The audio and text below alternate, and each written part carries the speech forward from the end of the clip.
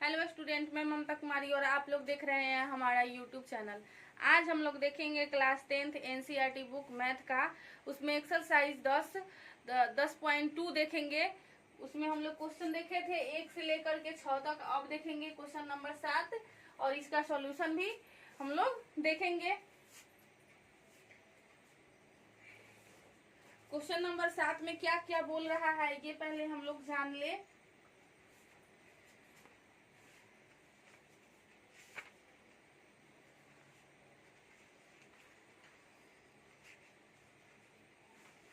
Question number 7 में बोल रहा है दो सकेंद्रीय वृत्त है, ठीक है। दो सकेंद्रीय वृत्तों की त्रिज्या 5 सेंटीमीटर और 3 सेंटीमीटर दी गई है। बड़े वृत्त की उस जीवा की लंबाई ज्ञात कीजिए जो छोटे वृत्त को स्पर्श करती है।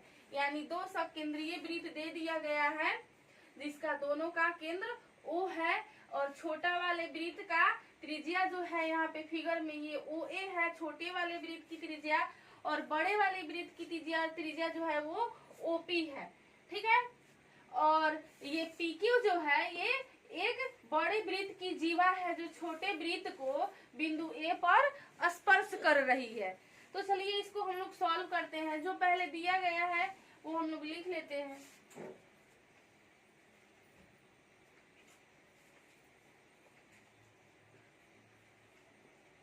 माना कि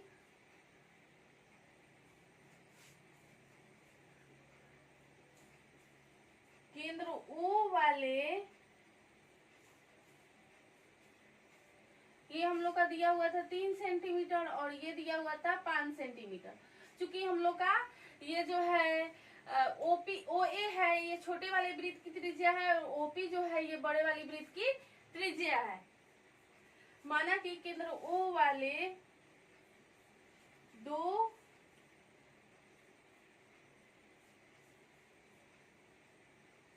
सकेंद्रीय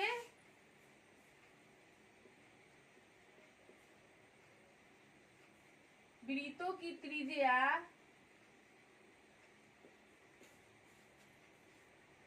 OA बराबर 3 सेंटीमीटर तथा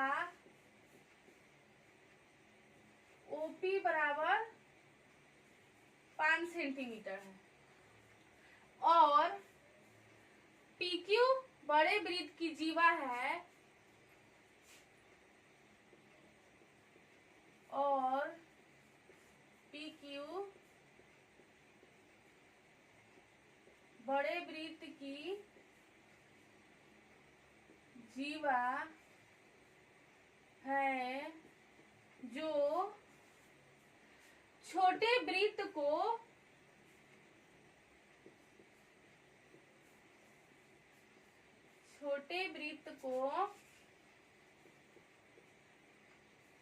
A बिंदु पर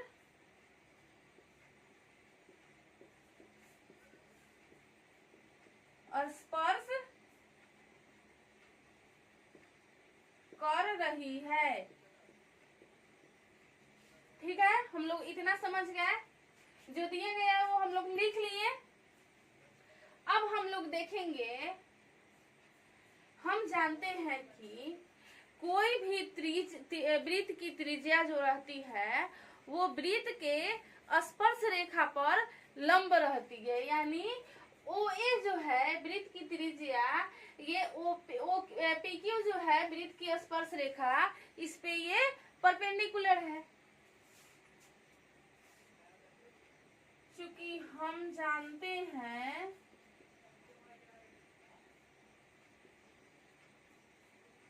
कि OA परपेंडिकुलर टू PQ, इतना तो हम लोग लिख सकते हैं। अब त्रिभुज OAP में, अब त्रिभुज OAP में OA बराबर 3 सेंटीमीटर दिया गया है, OP बराबर 5 सेंटीमीटर दिया गया है, तो यहाँ पे ये जो होता है पूरा सीधा लाइन, यानी यहाँ से यहाँ पूरा ऐसे, तो ये 90 डिग्री होगा, ये 90 डिग्री, यानी पूरा मिला करके 360 डिग्री होगा। इसको 4 भाग में डिवाइड करेंगे तो 90 के अप्रोक्स में ही आएगा। यानी ये हो गया हम लोग का समकोण। समकोण के जस्ट सामने वाला क्या होता है, हाइपोटेनियस, और उसके बगल वाला जो ये दिया गया है ये परपेंडिकुलर, और हम लोग को बेस निकालना है। हम लोग को निकालना है पी क्यू की लंबाई निकालना है हम लोग को।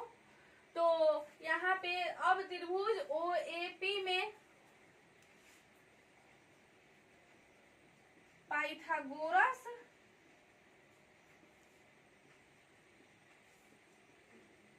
प्रमेय से, पाइथागोरस प्रमेय का क्या होता है फॉर्मूला, कर्ण स्क्वायर बराबर लंब स्क्वायर जोड़ आधार स्क्वायर। तो उसी तरह से यहाँ पे कर्ण हम लोग का हो जाएगा ओ पी और लंब हो जाएगा ओ ए, आधार हो जाएगा P A. O P square बराबर O A square plus P A square.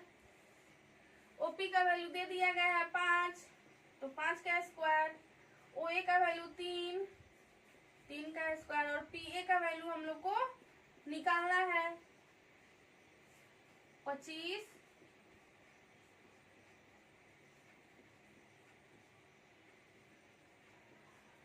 इसको हम लोग उठा के इधर भेजेंगे, यानी पी ए का होल स्क्वायर बराबर 25 माइनस 9।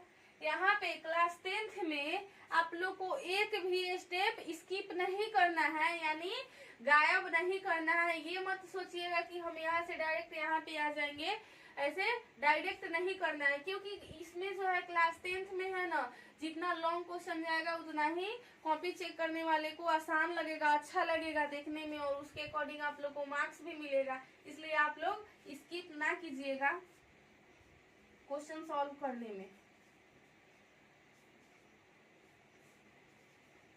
पीए का वैल्यू आ गया 4, या फिर इसको ऐसे भी कर सकते हैं 4 का स्क्वायर, स्क्वायर से स्क्वायर कट जाएगा, इसलिए पीए बराबर 4 सेंटीमीटर। चूंकि ये वाला 4 सेंटीमीटर हुआ, तो यहाँ से ये जो वो बिंदु ओ से बिंदु क्यू की जो दूरी होगी वो ओ से पी की दूरी के बराबर ही होगी ये भी, क्योंकि ओपी जो है ये वृत्त के बड़े वृत्त की त्रिज्या है, तो ओ क्यू भी बड़े वृत्त की त्रिज्या होगी। यानी केंद्र से वृत्त के परिपथ पर कहीं पे भी कोई बिंदु से आप एक लाइन खींचिएगा या एक रेखा लीजिएगा तो वो वृत्त की त्रिज्या ही होगी, और वृत्त की त्रिज्या हर जगह से समान होती है।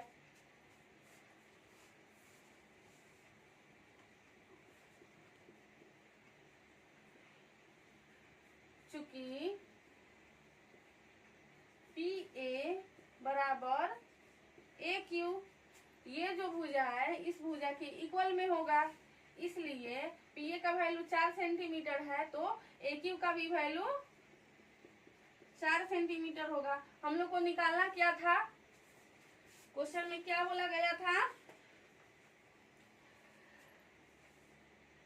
बड़े वृत्त की उस जीवा की लंबाई ज्ञात करना है। ये जो बड़ा वृत्त है इसकी उस जीवा का लंबाई ज्ञात करना है जो छोटे वृत्त को स्पर्श कर रही है, यानी पी क्यू का वैल्यू हम लोग को निकालना था। अतः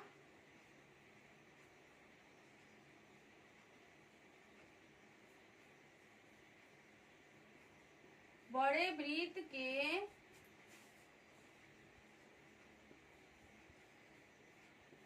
जीवा की लंबाई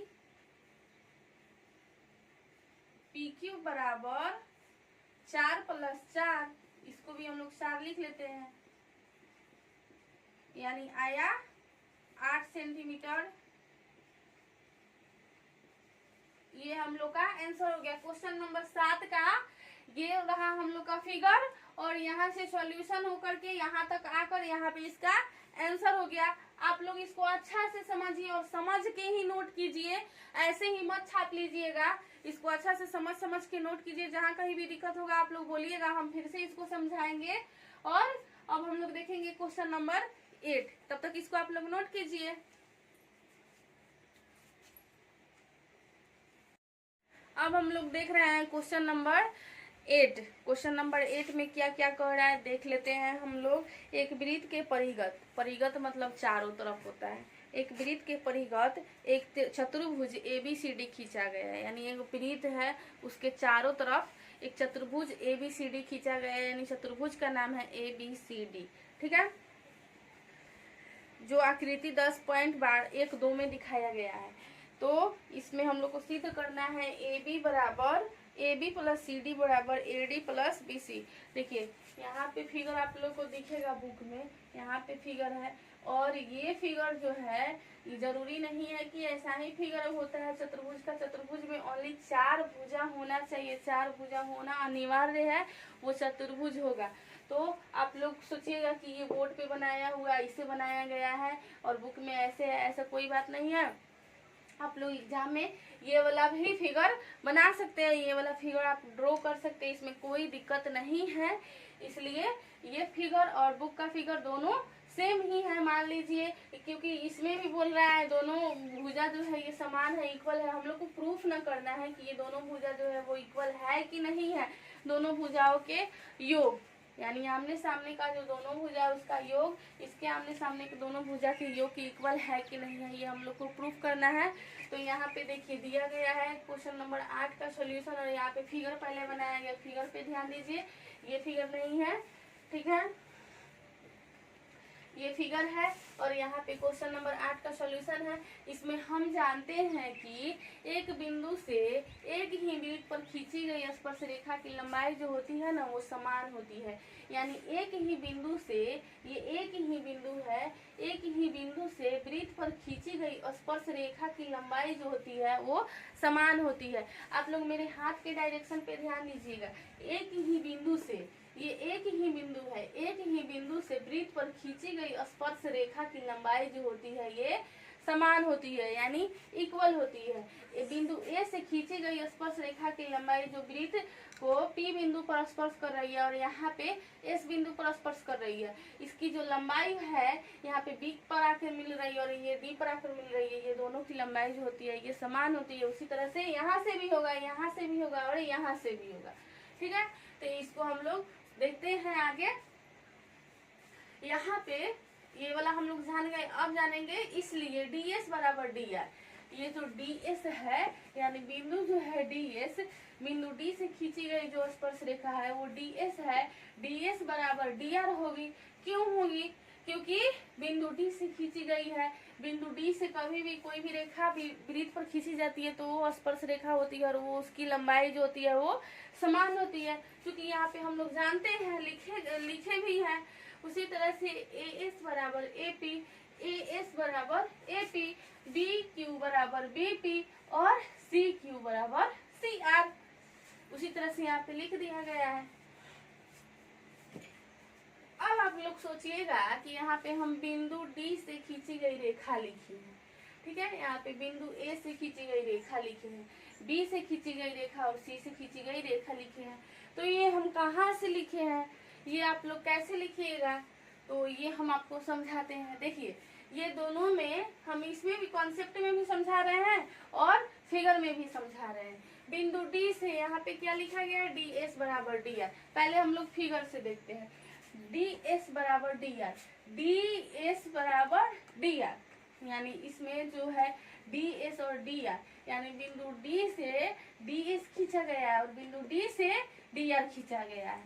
तो ये बिंदु D से ही ना खींचा गया है S और R, इसीलिए यहाँ पे हम लिखे बिंदु D से खींची गई रेखा।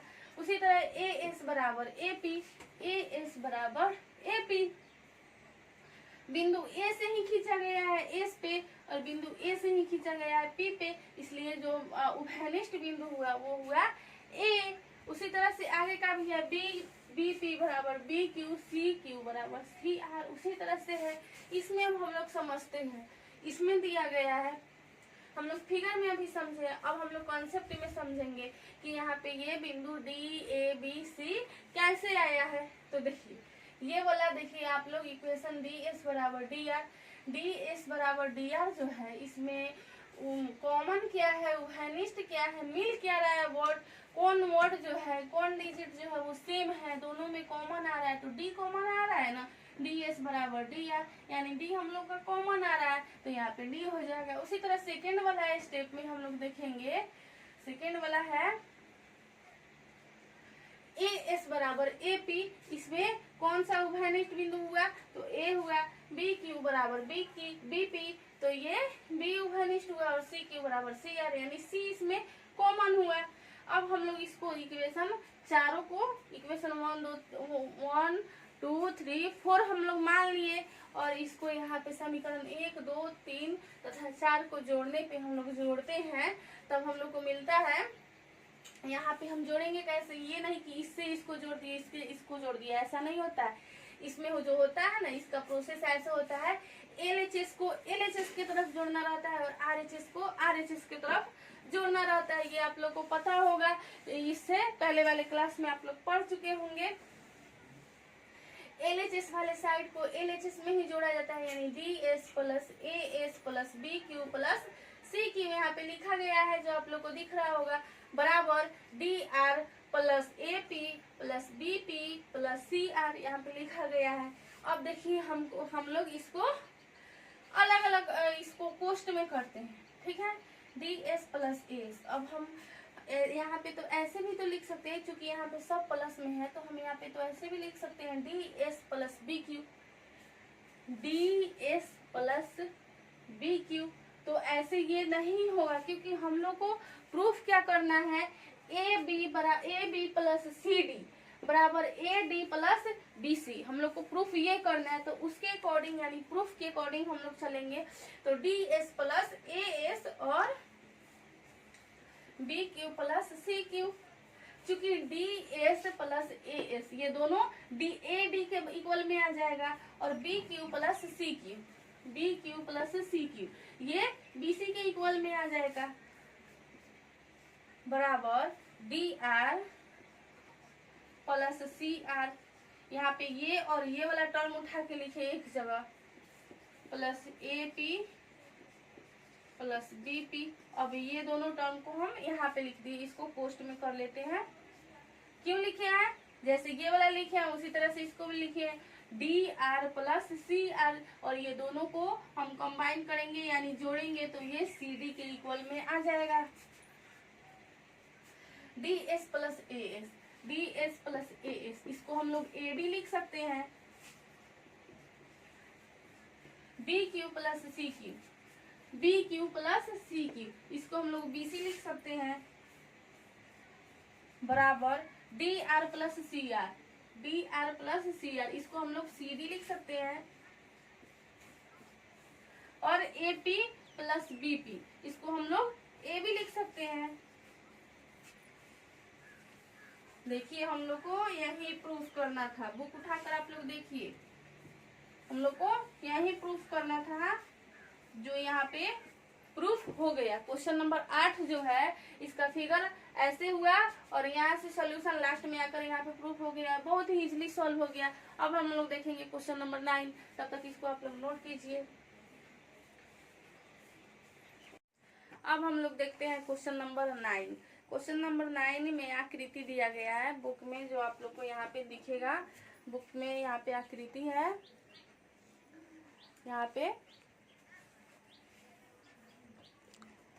और इस आकृति में क्वेश्चन नंबर 9 का ये आकृति है, यानी फिगर है। इस फिगर में बोल रहा है एक्स वाई तथा x dash y dash O केंद्र वाले किसी वृत्त पर एक्स वाई तथा x dash y dash O केंद्र वाले किसी वृत्त पर दो समांतर स्पर्श रेखाएं हैं। ये दोनों जो है ये समांतर स्पर्श रेखाएं हैं, किस पे है, वृत्त पे है, और स्पर्श बिंदु C पर स्पर्श बिंदु C पर एक स्पर्श रेखा AB है, ठीक है।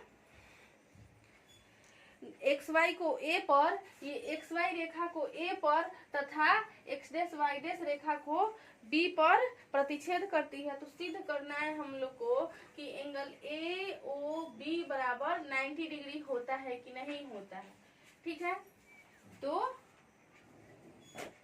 इसको हम लोग सॉल्व करते हैं क्वेश्चन नंबर 9 को। पहले इसको हम लोग क्या करते हैं, यहाँ से ओ को सी से मिला लेते हैं, ठीक है, डॉट डॉट से दर्शाते हैं। चूंकि ये हम खुद से कर रहे हैं ना, ये बुक का तो नहीं है, इसलिए जो खुद से किया जाता है उसको डॉट डॉट से दर्शा लिया जाता है, ठीक है। अब हम लोग क्वेश्चन देखते हैं और इसको सॉल्व करते हैं। ओ से या ओ सी को मिला, या ओ से बिंदु केंद्र ओ से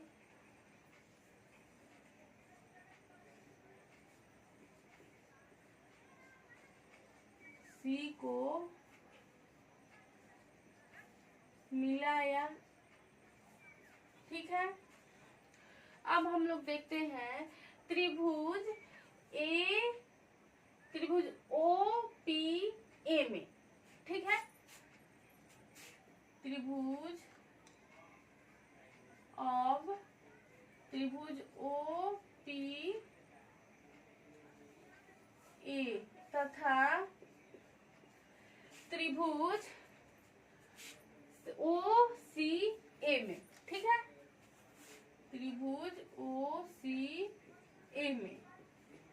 चूंकि यहाँ पे भी ये 90 डिग्री बन रहा है और यहाँ पे भी ये 90 डिग्री बन रहा है, दिख रहा है ना आप लोग को, यहाँ पे 90 डिग्री और यहाँ पे 90 डिग्री बन रहा है। तो यहाँ पे हम लिख सकते हैं इसमें क्या क्या हम लोग को मिल रहा है। तो यहाँ पे हम लोग लिख सकते हैं कि OP बराबर OC, ये क्या हो जाएगा, दोनों वृत्त की त्रिज्या है, और वृत्त की त्रिज्या हर जगह से हर एक पॉइंट पे वृत्त के हर एक परिधि, वृत्त का जो परिधि होता है उस परिधि के हर एक पॉइंट पे वृत्त का जो त्रिज्या होता है, जो सेंटर से खींचा जाता है, उसकी लंबाई जो होती है वो इक्वल होती है, समान होती है। OP बराबर OC, वृत्त की त्रिज्या यहाँ पे लिख सकते हैं। उसके बाद हम लिखेंगे AP बराबर AC, एक ही बिंदु से खींची गई रेखा, जो क्वेश्चन नंबर 8 में हम लोग देखे हैं। AP बराबर AC, एक ही बिंदु से खींची गई रेखा, ठीक है। अब दोनों में कॉमन क्या मिल रहा है, OA बराबर OA, उभयनिष्ठ हो गया, OA बराबर OA, ये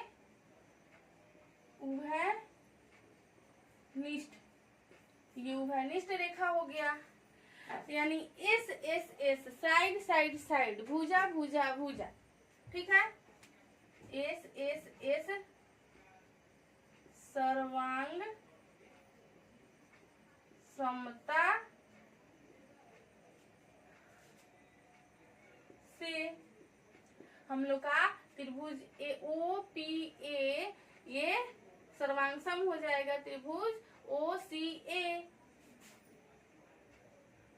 OPA सर्वांग सम त्रिभुज OCA। और इसको हम लोग इस तरह से लिख सकते हैं, एंगल OPA बराबर एंगल OCA, इसको इक्वेशन 1 मान लेते हैं।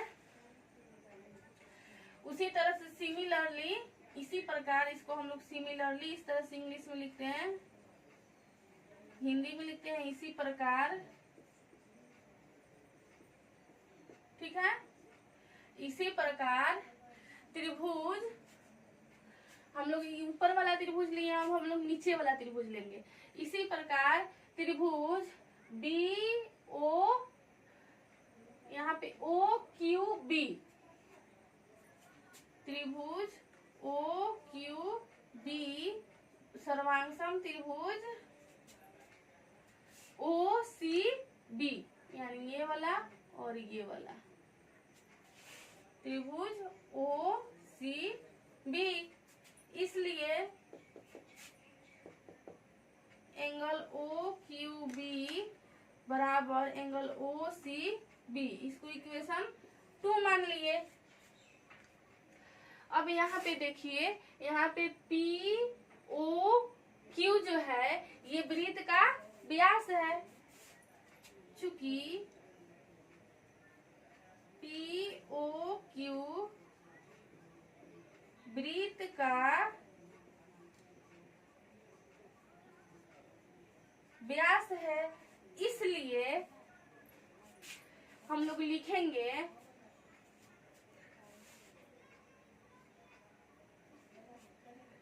Angle O P A plus angle O C ए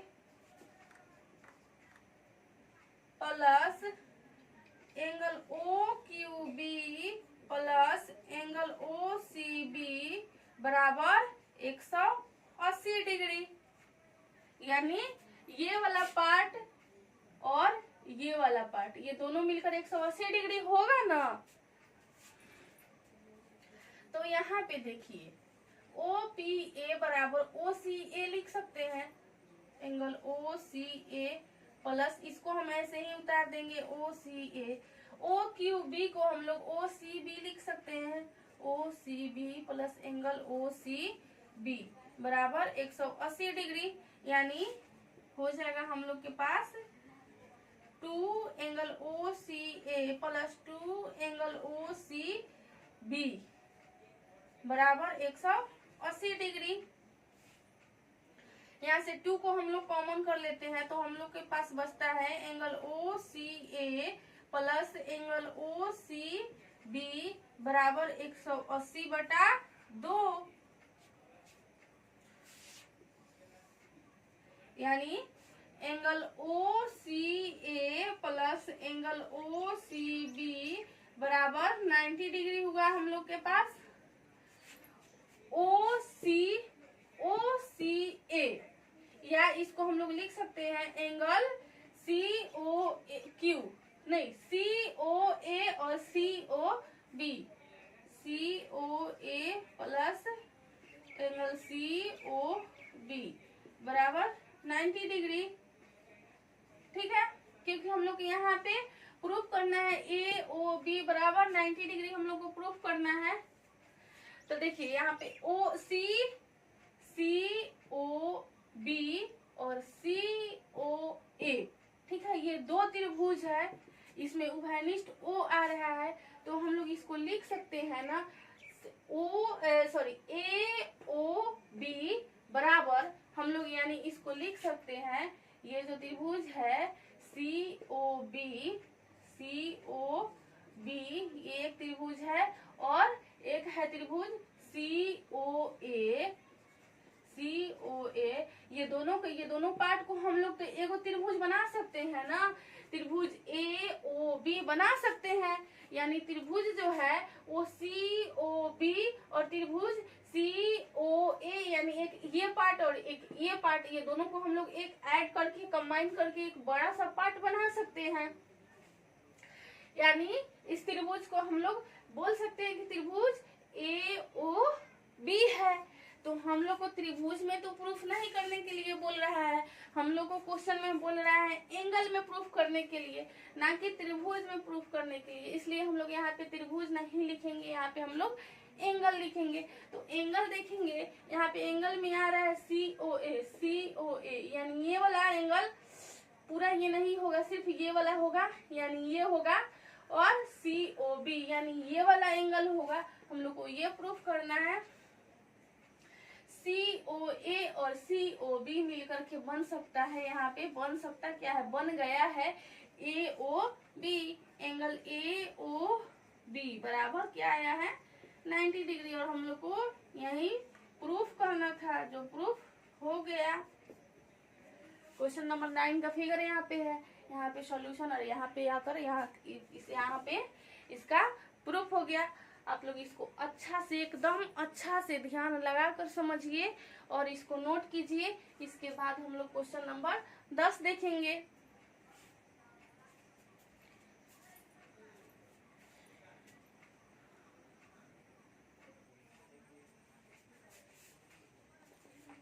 अब हम लोग देखते हैं क्वेश्चन नंबर 10। क्वेश्चन नंबर 10 में बोल रहा है, सिद्ध कीजिए कि किसी बाह्य बिंदु से किसी वृत्त पर खींची गई स्पर्श रेखाओं के बीच का कोण स्पर्श बिंदुओं को मिलाने वाली रेखाखंड द्वारा केंद्र के पर अंतरित कोण का संपूरक होता है। संपूरक मतलब 180 डिग्री का होता है। तो यहाँ पे देख लीजिए, ये फिगर है जो ओ डिग्री के केंद्र ओ वाला एक वृत्त है जिसमें पीए तथा पीबी दो स्पर्श रेखाएं हैं। ठीक है, अब हम लोग इसको लिख लेते हैं। पहले माना कि ओ केंद्र ओ वाले ओ वाला एक वृत्त पर पीए तथा पीबी दो स्पर्श रेखाएं हैं।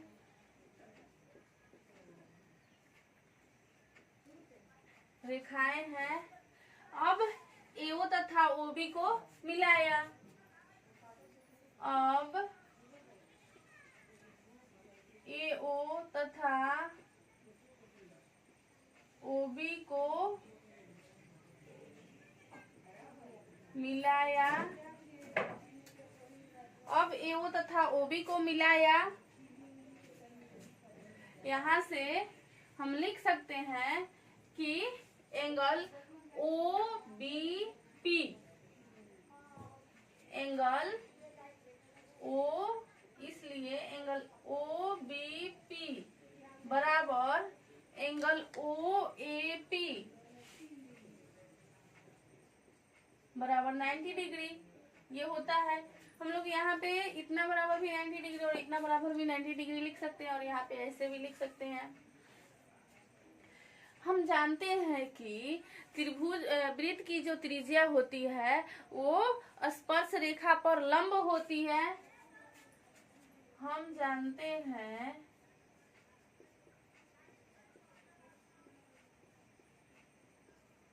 कि वृत्त की त्रिज्या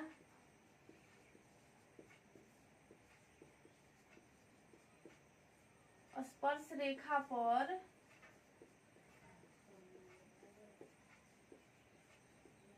लंब होती है। इसलिए चतुर्भुज ए पी बी ओ, इसलिए चतुर्भुज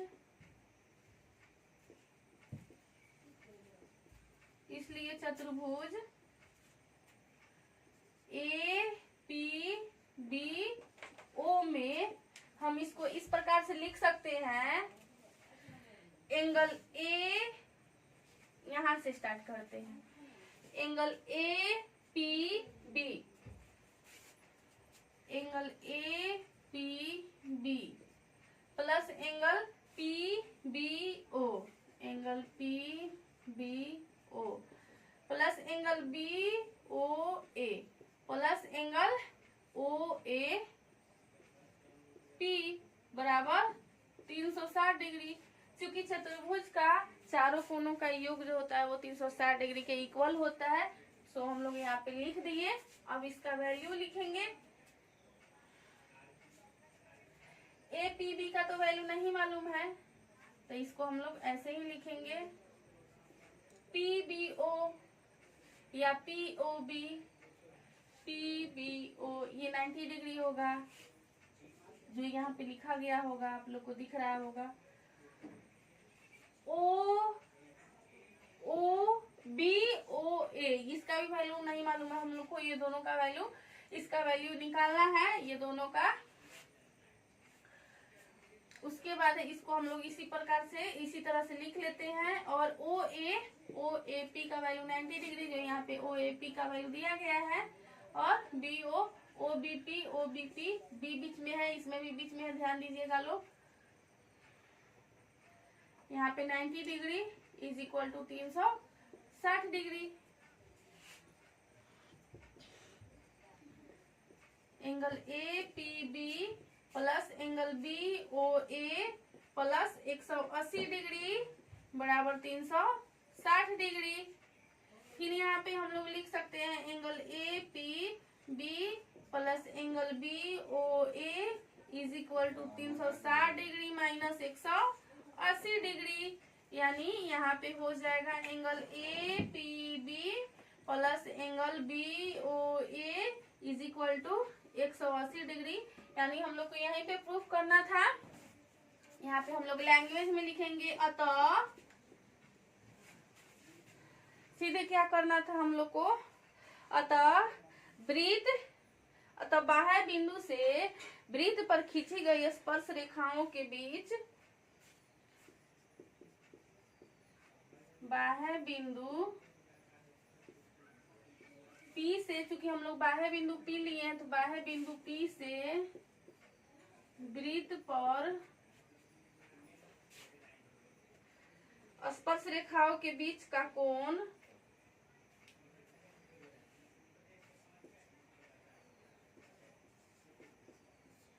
स्पर्श रेखाओं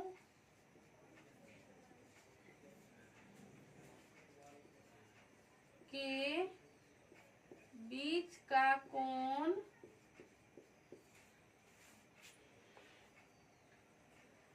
स्पर्श बिंदुओं को मिलाने वाली रेखाखंड द्वारा केंद्र पर अंतरित कोण का संपूरक है। यानी डायरेक्ट हम लोग यहाँ से लिख देते हैं बीच का कोण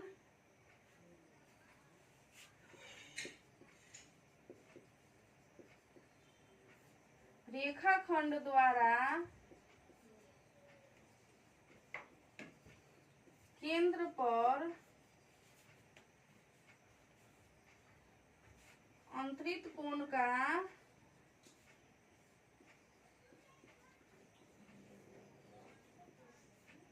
संपूरक है।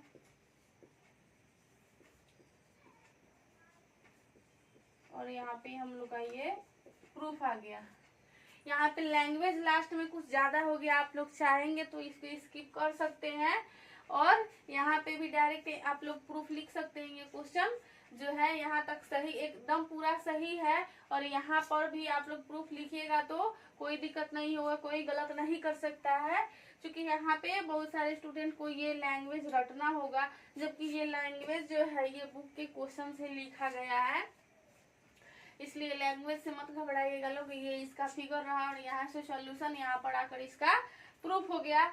अब हम लोग 10 नंबर क्वेश्चन का सॉल्यूशन देख लिए, आप लोग इसको नोट कीजिए, तब तक हम इसको इसके बाद 11 नंबर क्वेश्चन हम लोग देखेंगे।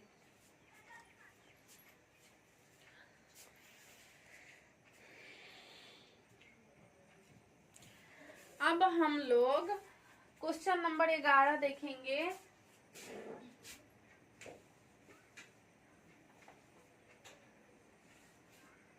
क्वेश्चन नंबर 11 में बोल रहा है, सिद्ध कीजिए कि किसी वृत्त के परिगत मतलब चारों तरफ, बाहर से चारों तरफ समांतर चतुर्भुज समचतुर्भुज होता है। समांतर चतुर्भुज जो होता है ये समचतुर्भुज होता है।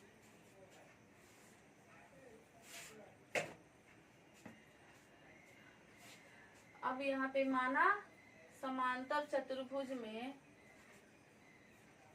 सॉल्यूशन में हम लोग लिखेंगे, माना समांतर चतुर्भुज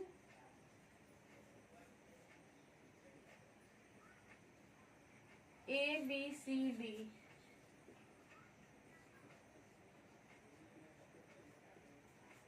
में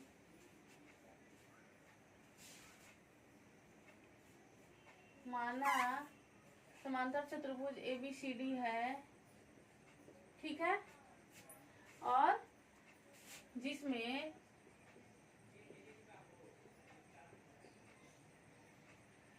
AB बराबर CD, इसको इक्वेशन 1 मान लिए, और AD बराबर BC बराबर AD, BC बराबर AD, AB बराबर CD और BC बराबर AD, इक्वेशन 2। हम जानते हैं कि किसी भी वृत्त के बाह्य बिंदु से खींची गई स्पर्श रेखा की लंबाई समान होती है। हम जानते हैं कि बाह्य बिंदु से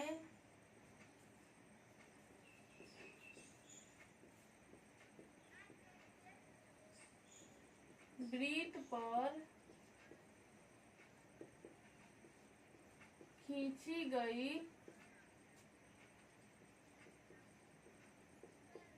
स्पर्श रेखा की लंबाई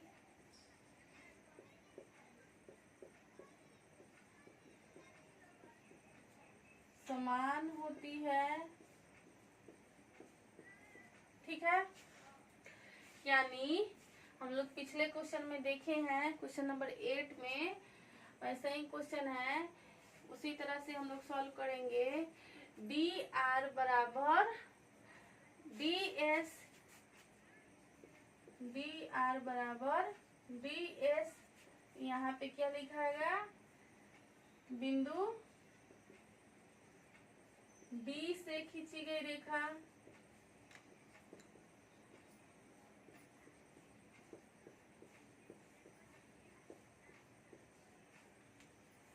डी आर बराबर डी एस, सी आर बराबर सी क्यू, यहाँ पे बिंदु सी से खींची गई रेखा, अब यहाँ पे सी आर बराबर सी क्यू, अब यहाँ पे बी पी बराबर बी क्यू, बी पी बराबर बी क्यू, बिंदु बी से खींची गई रेखा, और यहाँ पे ए पी बराबर ए एस, ए पी बराबर ए एस, बिंदु ए से खींची गई रेखा। ठीक है, यहाँ पे समीकरण इसको हम लोग 3, चूंकि यहाँ पे 1 2 मान लिए हैं, 4 5 और 6 मान लिए। अब हम लोग इक्वेशन या समीकरण 3 4 5 6 को जोड़ेंगे। समीकरण 3 4 5 तथा 6 को जोड़ने पर, ठीक है, जोड़ेंगे तो D R plus C R plus B P plus A P बराबर D S plus C Q plus B Q plus A S लिख दिए। D R plus C R को एक जगह पोस्ट में कर दिए, B P plus A P को एक जगह पोस्ट में कर दिए, बराबर डी एस और ए एस को एक जगह लिखते हैं, D S plus A S. देखिए ये हम इसलिए एक्सप्लेन नहीं कर रहे हैं क्योंकि हम क्वेश्चन नंबर 8 में इसको अच्छा से एक्सप्लेन एकदम तोड़ तोड़ के फिगर में भी और कॉन्सेप्ट में भी बता के हम वहाँ पे क्वेश्चन सॉल्व किए, इसलिए इसमें हम डायरेक्ट बना रहे हैं। ठीक है, एक्सप्लेन नहीं कर रहे हैं। D R plus C R, D R plus C R, इसको हम लिख सकते हैं C D, B P plus A P, B P plus A P, इसको हम लोग ए भी लिख सकते हैं, D S plus A S, D S plus A S, A D लिख सकते हैं, C Q plus B Q, C Q plus B Q, B C लिख सकते हैं। यहाँ पे ऐसे हो गया। इसको हम लोग और एक्सप्लेन करेंगे तो ये हो जाएगा ए बी, चूंकि इक्वेशन 1 से ए बी को हम लोग, ए बी बराबर सी डी है तो हम लोग सी डी को ए बी लिख सकते हैं, यहाँ पे A B plus A B बराबर ए डी, यहाँ पे ए डी बराबर बी सी है तो हम लोग यहाँ पे बी सी लिख सकते हैं, B C plus B C.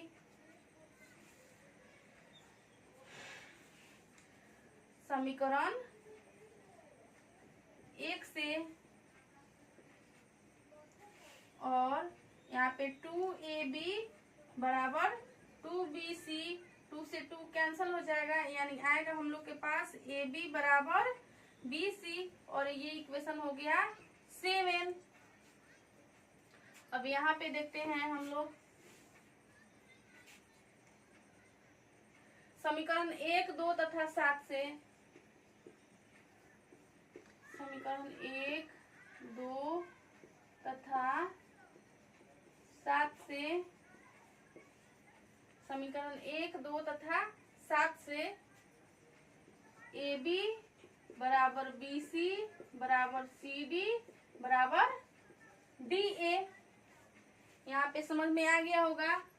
समीकरण 1, 2 तथा 7 से ए बी बराबर बी सी बराबर सी डी बराबर डी ए, यानी ए बी बराबर बी सी बराबर सी डी बराबर डी ए, यानी चारों जो भुजा है चतुर्भुज ए बी सी डी का जो चारों भुजा है वो दोनों इक्वल आएगा, और ये चारों इक्वल आएगा। और जब ये चारों इक्वल आता है तो हम लोग का जो ये समांतर चतुर्भुज ए बी सी डी है वो एक क्वेश्चन में क्या कह रहा है, एक समचतुर्भुज भी होगा। अतः समांतर चतुर्भुज ए बी सी डी, समांतर चतुर्भुज ए बी सी डी एक समचतुर्भुज भी होगा, समचतुर्भुज